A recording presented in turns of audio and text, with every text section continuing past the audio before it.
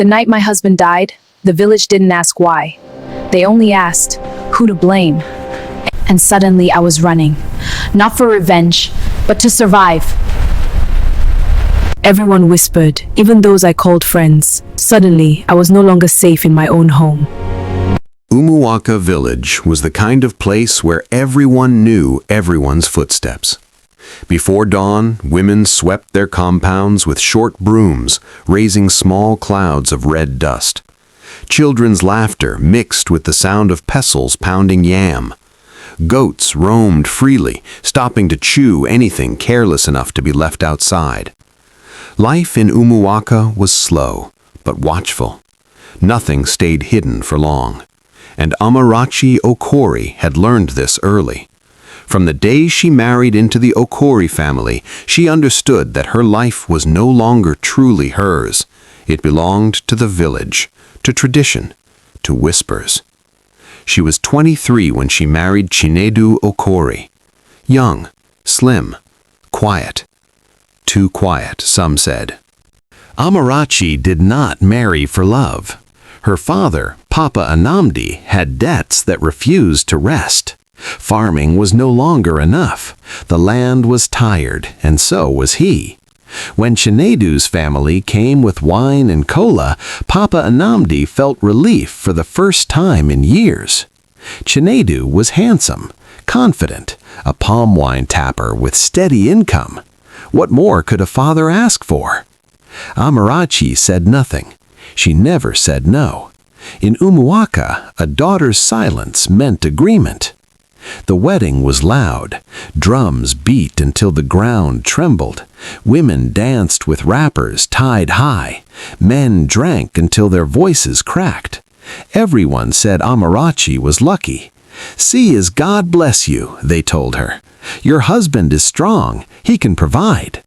Amarachi smiled. But on her wedding night, she learned something nobody had warned her about. Chinedu drank too much, and alcohol changed him. During the day, Chinedu was friendly.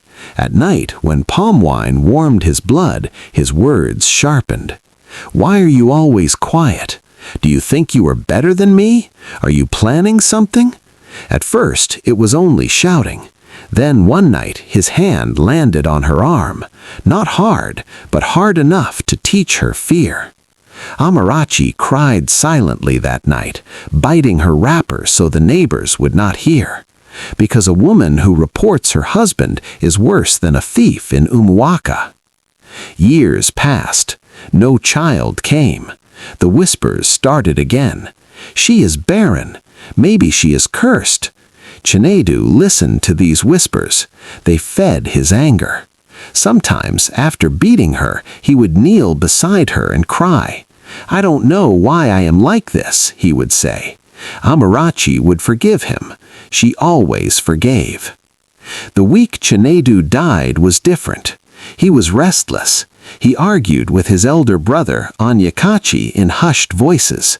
They stopped talking whenever Amarachi entered. One evening, he heard Chinedu shout, "You want to destroy me." Anyakachi laughed. "You are already destroying yourself." That night, Amarachi could not sleep. Her spirit felt heavy.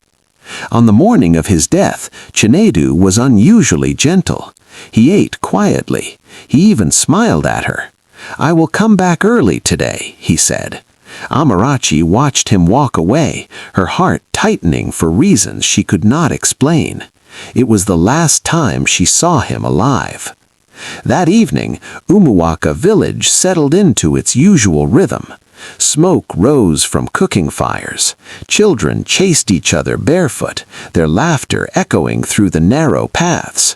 Radios played low, mixing news with old high-life songs. Amarachi cooked quietly. She made Chinedu's favorite soup, ofe onugbu, careful not to let it burn. As she stirred, her mind wandered back to his words that morning. "I will come back early today." He had never said that before. When darkness crept in and he still hadn't returned, worry settled in her chest like a stone. She stepped outside and waited. Jinedu finally staggered into the compound close to midnight. The smell of palm wine announced him before his voice did. "So you're awake," he said, dropping his cutlass against the wall. Amarachi rushed toward him. "I was worried." "Worried," he scoffed, "or spying on me?" She froze. His eyes were red, his steps unsteady. Something was wrong. Inside the room, the tension thickened. Jinedu paced like a trapped animal. "They think I'm foolish," he muttered. "They think I'll keep quiet." "Who?" Amarachi asked softly. He stopped suddenly and turned on her. "Your people, my brother, everybody." His voice rose. "I will expose them," he shouted. "Let everything scatter." Amarachi's heart pounded. Expose who? For what? Before she could ask, he clutched his chest. Hard. "Jinedu?" Amarachi whispered. He staggered backward, knocking over the wooden stool. His mouth opened as if to speak, but no sound came out. Then he fell. Hard. The sound echoed against the walls. Amarachi screamed. Not once, not twice. She screamed until her throat burned, until her knees gave way, and she collapsed beside him. "Wake up! Please, wake up!" She shook him. Nothing. Lanterns appeared outside like fireflies. Doors opened. Feet rushed in. "Jesus! What happened?" They found Jinedu on the floor, lifeless. Amarachi clung to his body, rocking back and forth. "He just fell," she cried. "He just fell." An old man touched Jinedu's neck, then shook his head slowly. "He is gone." The words hung in the air like smoke.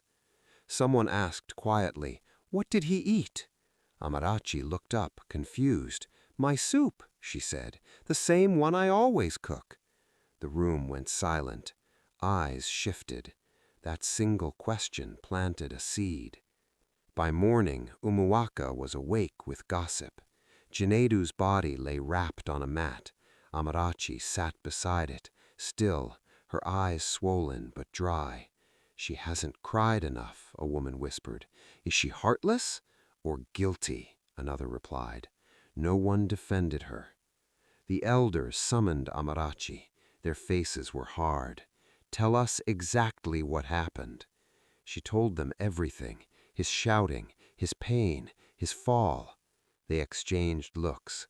"Why were you alone with him?" "My husband," she replied weakly. That was not the answer they wanted. Amarachi did not scream again. She did not roll on the ground. She sat quietly, holding herself. In Umuwaka, silence after death was suspicious. "She is hiding something," someone said, and just like that, the judgment was passed. That night, as mourners slept in the compound, Amarachi lay awake. Her heart raced. Then she heard voices, outside, low, urgent. "She knows too much," one voice said. Another replied, "Before she talks, she must disappear."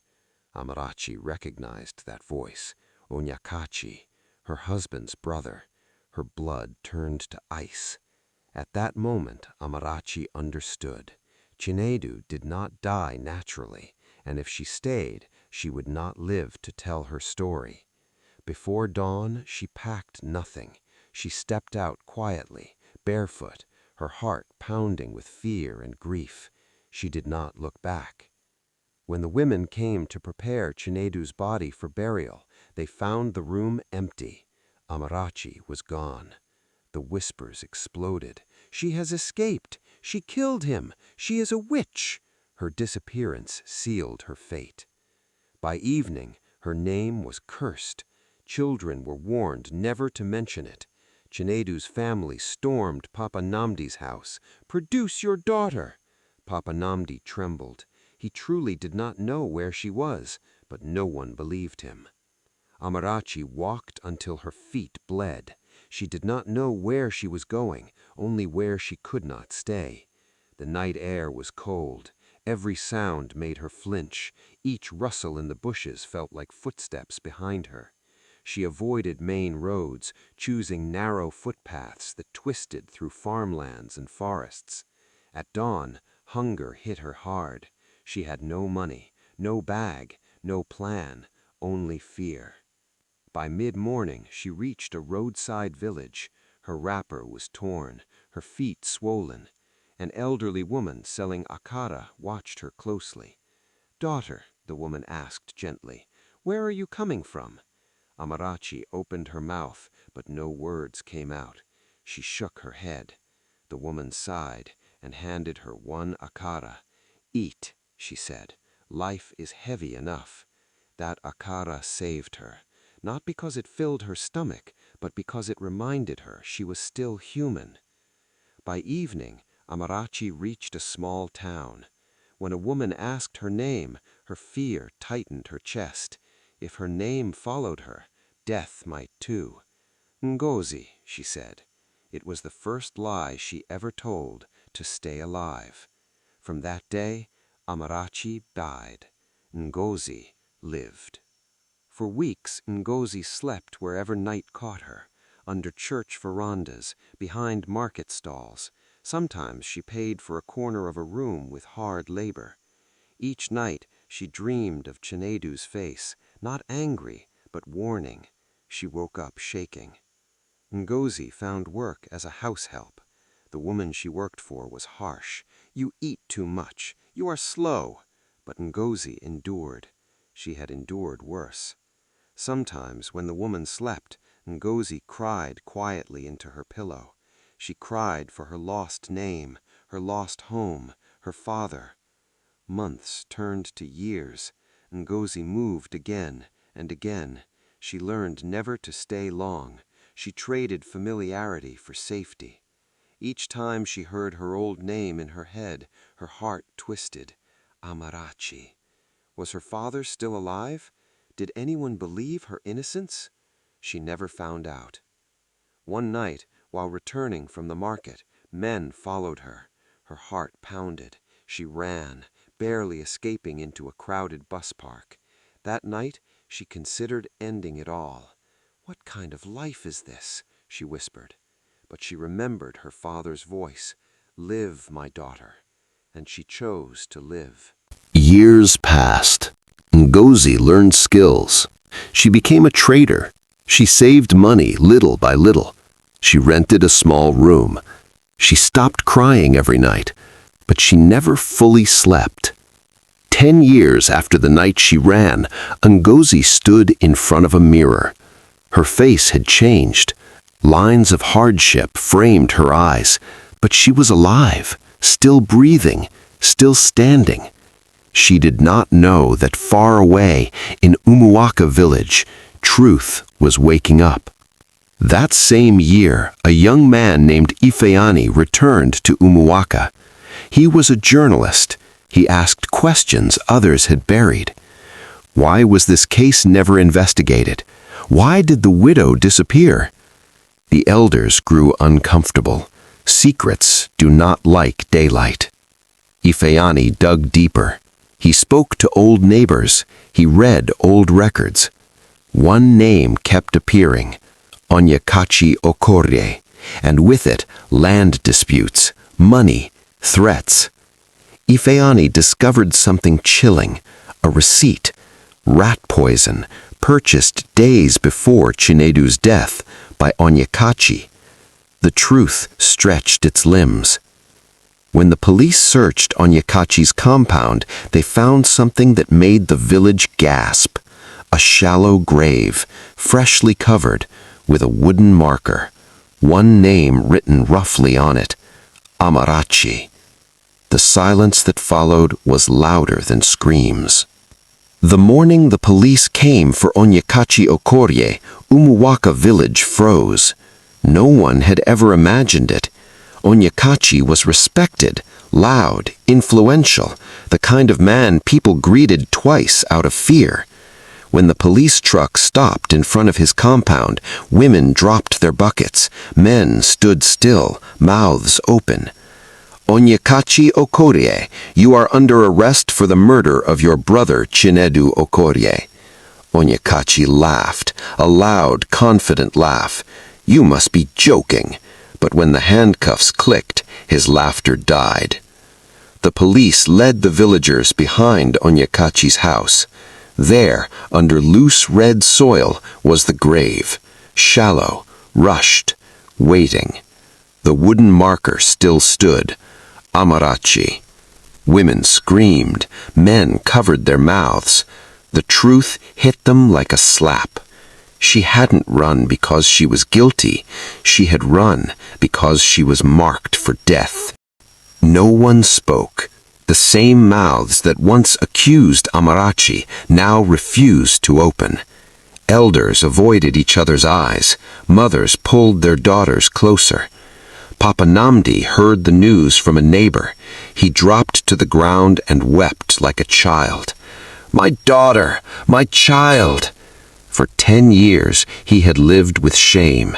Now shame had changed sides. At the police station, confidence drained out of Onyekachi like water from a broken pot. Evidence stacked against him, the poison receipt, witnesses, the grave. Finally he spoke. "I didn't mean to kill her," he muttered. The officer leaned forward. "But you killed your brother." Onyekachi closed his eyes. Yes. He confessed everything.